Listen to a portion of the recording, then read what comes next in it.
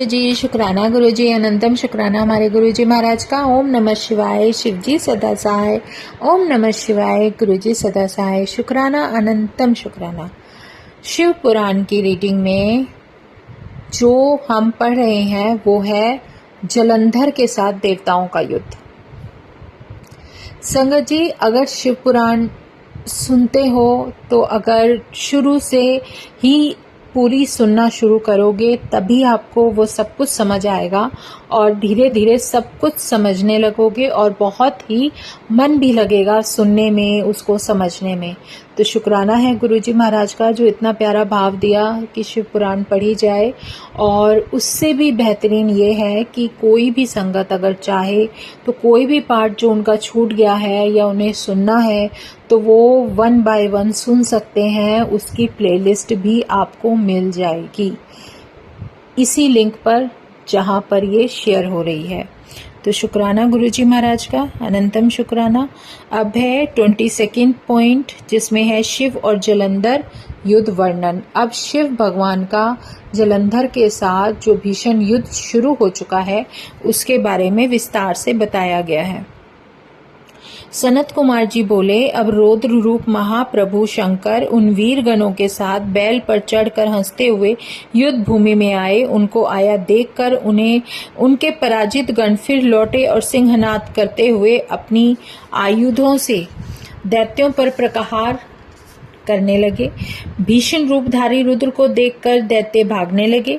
तब युद्ध में अपने दैत्यों को परांग मुख होते देख जलंधर हजारों बाण छोड़ता और शंकर जी की ओर दौड़ा।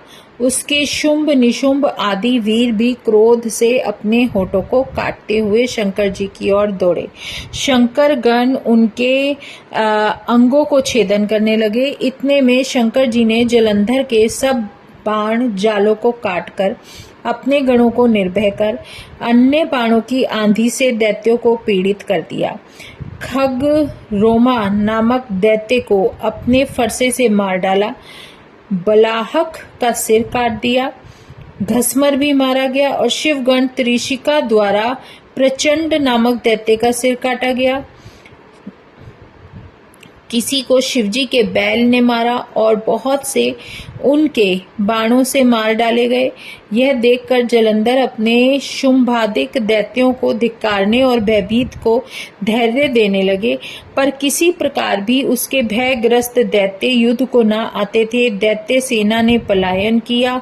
तब महाक्रुद्ध जलंधर शिवजी की अपनी ओर ललकारने लगा। साथ ही उसने 70 ब्राह्मण मारकर शिवजी को विद्ध कर दिया तथा और भी बहुत से बाणों का प्रहार किया। शिवजी उसके बाणों को काटते रहे, यहाँ तक कि उन्होंने जलंधर की ध्वजा, चक्र और धनुष को भी काट दिया। फिर 7 बाणों से उसके शरीर में भी तीव्र आघात पहुंचाया। धनुष के कट जाने से जलंधर ने गदा उठाई और शिवजी ने एक प्रचंड बाण मार कर उसकी गदा के टुकड़े टुकड़े कर दिए।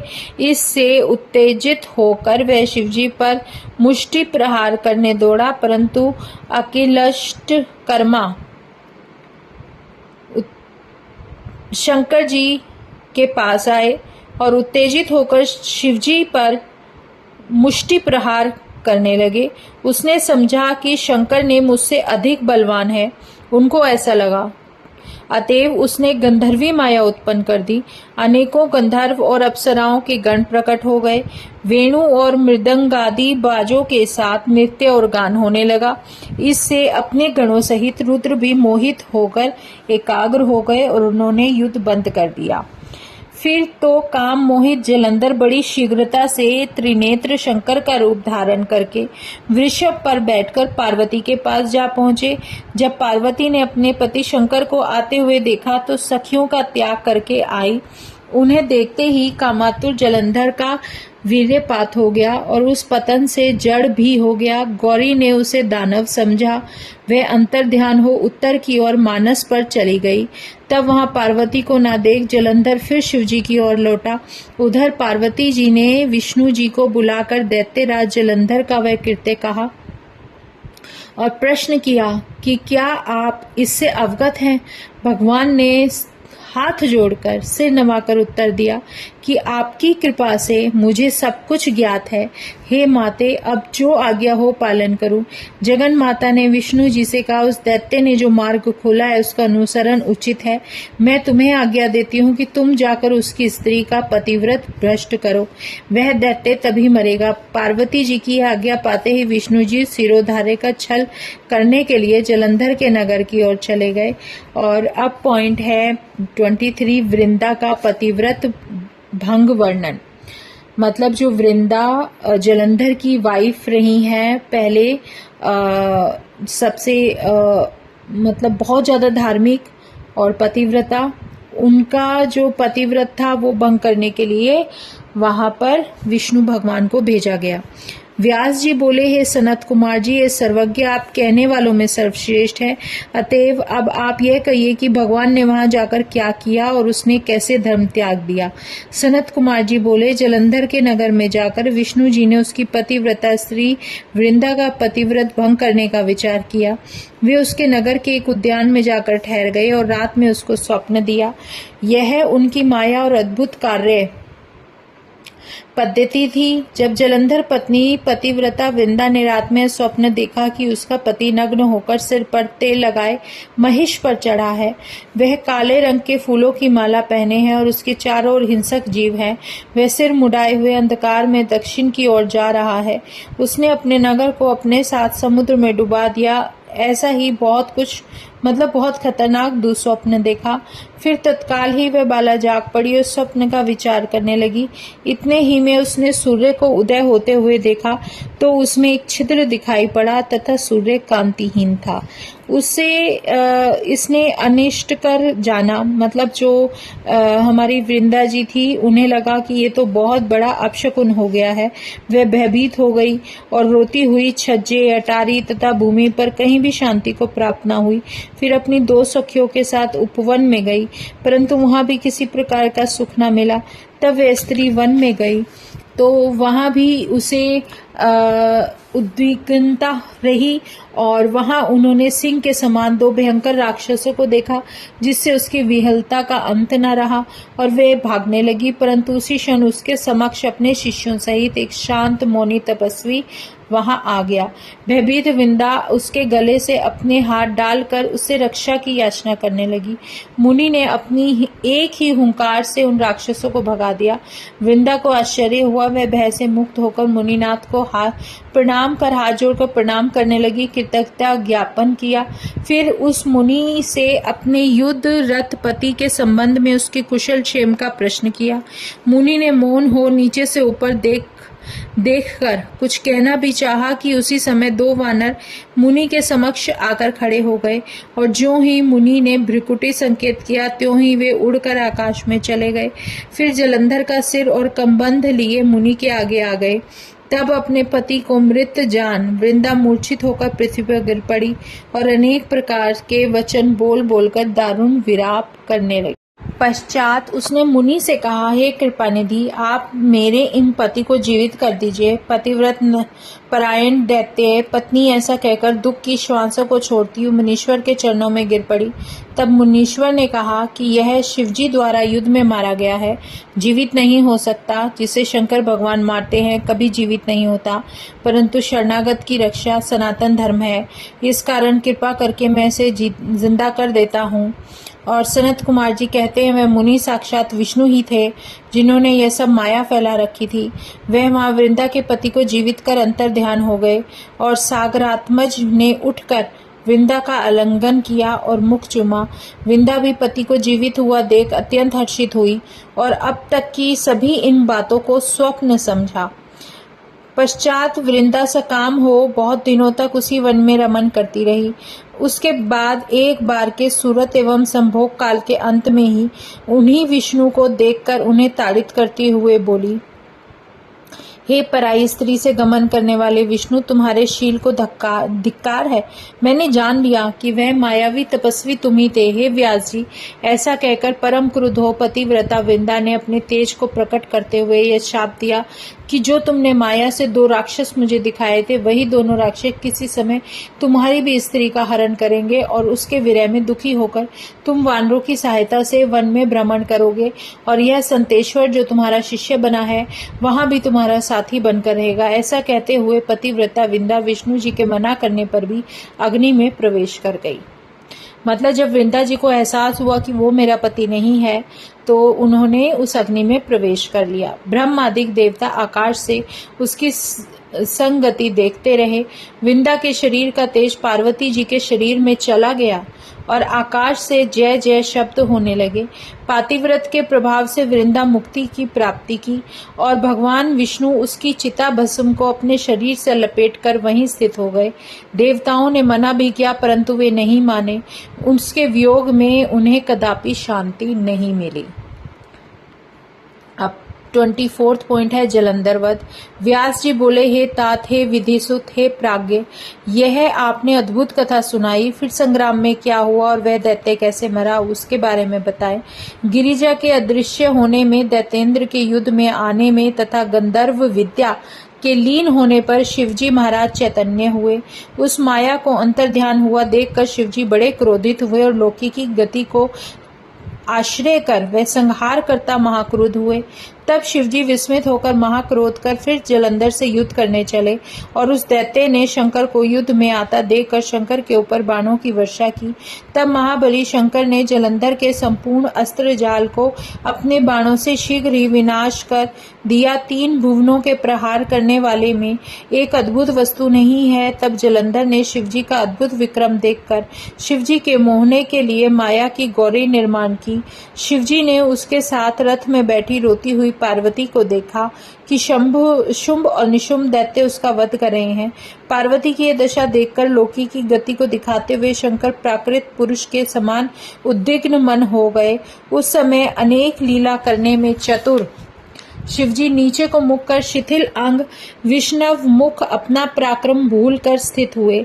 उसी समय 3 बाणों से जलंधर ने उनको विद कर दिया। वह शिवजी के सिर, हृदय और उदर में पुंख पर्यंत प्रविष्ट हो गए। क्षण मात्र में ही महालीला करने वाले प्रभु प्रबुद्ध होकर ज्वालामाल से भयंकर रुद्र रूप धारण करके वे महासुर शिवजी का इस प्रकार महाभयंकर रूप देखकर सन्मुख खड़े होने का समर्थ ना हुए। मतलब ये सब देख के भगवान शंकर को इतना क्रोध आया कि वो बहुत ही कहते हैं ना कि बहुत डरावने और रौद्र रूप धारण करके जब उसके सामने आए तो उसको देखकर जलंधर भी हैरान रह गया।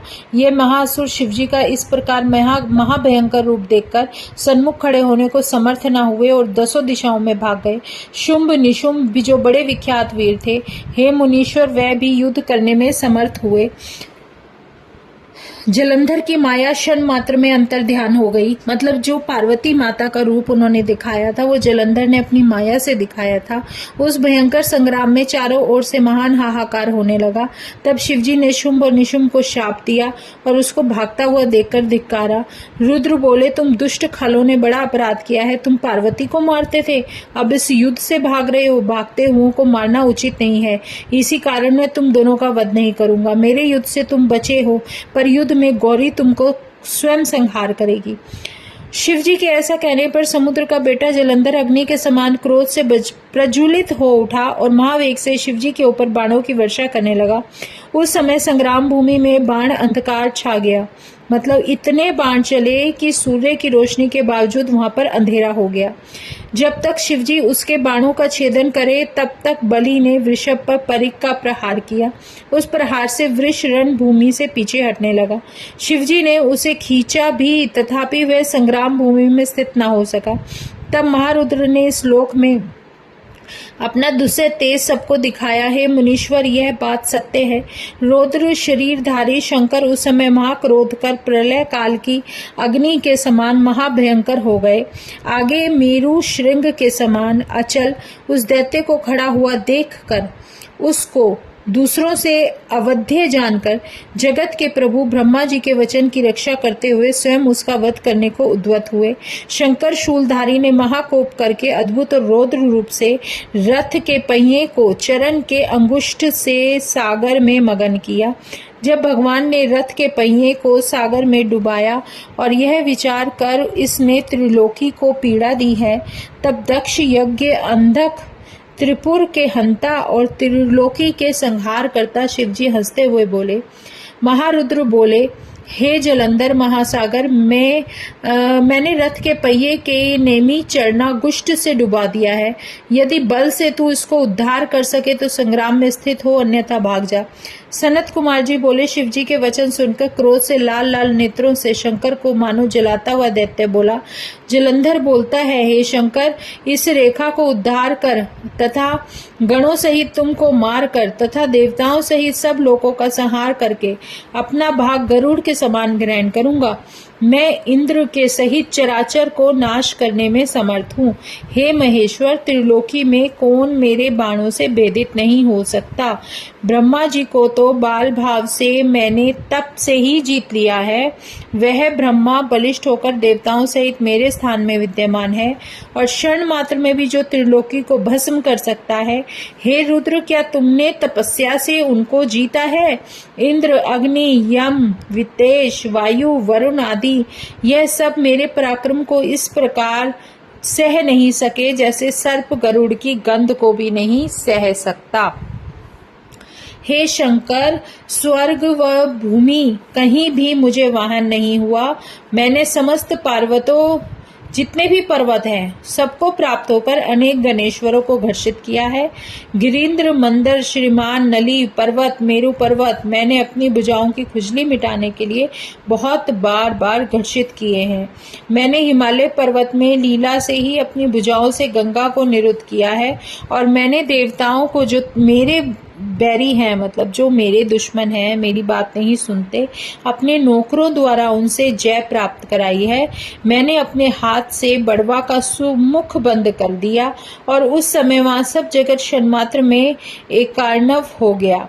मैंने एरावत आदि हाथियों को सागर के जल के ऊपर डाल दिया और भगवान इंद्र को मैंने रथ सहित 100 योजन निक्षिप्त कर दिया और गरुड़ को भी मैंने विष्णु के सहित नागपाश से बांध लिया और उर्वशी आदि स्त्रियां भी मेरे कारागार में विद्यमान हैं। हे रुद्र, त्रिलोकी जीतने वाले, तुमको नहीं जानते, मैं जलंधर महादैत्य, त्रिलोकी विजय महाबुल, जितना भी महाबल है, मुझे महाबली सिंधु पुत्र कहते हैं। सनत कुमार जी बोले, सागर नंदा ने महादेव जी से ऐसा कहा और अचल भाव से स्थित की और मरे हुए दानवों को स्मरण ना किया। उस दुर्मद अवनीत ने अपनी भुजाओं से बाल पूर्वक तड़न कर बड़े कटु वचनों से महादेव का तिरस्कार किया। यह दैत्य के उच्चारण किए हुए अमंगल वचनों को सुनकर महादेव जी हंसे और परम क्रोध किया। जो सुदर्शन नामक चक्र शिवजी ने चरणांगुष्ठ से निर्माण किया था, शिवजी ने उसको हाथ में ग्रहण कर उस दैत्य को मारने को उद्यत हुए। भगवान शंकर ने सुदर्शन चक्र से उसके ऊपर प्रहार किया, जो कोटि सूर्य के समान तथा प्रलयनाल के समान कांतिमान था।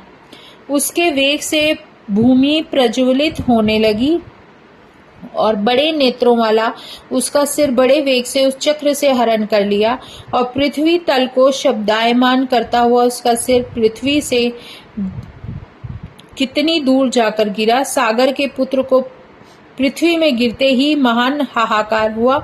अंजन पर्वत के समान उसका देह 2 खंड होकर पृथ्वी पर गिर गया। जैसे वज्र से बिन देह 2 पर्वत पृथ्वी पर गिर जाते थे, उसके रुधिर से महासंग्राम भूमि व्याप्त कराई गई। हे मुनीश्वर, तब सारी पृथ्वी पर विकृत हो गई। शिवजी की आज्ञा से उसका भक्त और मांस महाराख में जाकर रक्त का कुंड हो गया। उसके शरीर से तेज निकलकर शिवजी के शरीर में प्रवेश कर गया था। जिस प्रकार से वृंदा का तेज गौरी के शरीर में प्रवेश कर गया था, देव, गंधर्व, सर्प जलंधर को मरा हुआ देखकर बहुत खुश हुए और साधुवाद देने लगे। देव, सिद्ध, मुनीश्वर सब प्रसन्न हो गए और पुष्प वृष्टि करके ऊंचे स्वर से भगवान का यश गाने लगे। महामोद से प्रसन्न होकर देवताओं की स्त्रियां नृत्य करने लगी और बड़े मनोहर शब्दों से गंधर्वों के सहित गाने लगी। हे मुने, वृंदा के पति के मरने से दिशाएं भी प्रसन्न हो गई और शीतल, मंद, सुगंध, इन 3 प्रकार की सुख स्पर्श वायु चलने लगी। चंद्रमा प्राकृतिक शीतलता को प्राप्त हुआ और सूर्य अपने तेज से तपने लगा। शांत हुई अग्नि प्रज्वलित हो उठी, आकाश निर्मल हो गया। हे मुनि, इस प्रकार से सारा जगत स्वस्थ हो गया। जिस समय अनंत भूमि ने युद्ध में सागर नंदन को मारा, तब सब प्रसन्न हो गए। इस प्रकार जलंधर का वध हुआ। जय गुरु जी, शुक्राना गुरु जी, अनंतम शुक्राना हमारे गुरु जी महाराज का। ओम नमः शिवाय, शिव जी सदा सहाय। ओम नमः शिवाय, गुरु जी सदा सहाय। शुक्राना, अनंतम शुक्राना।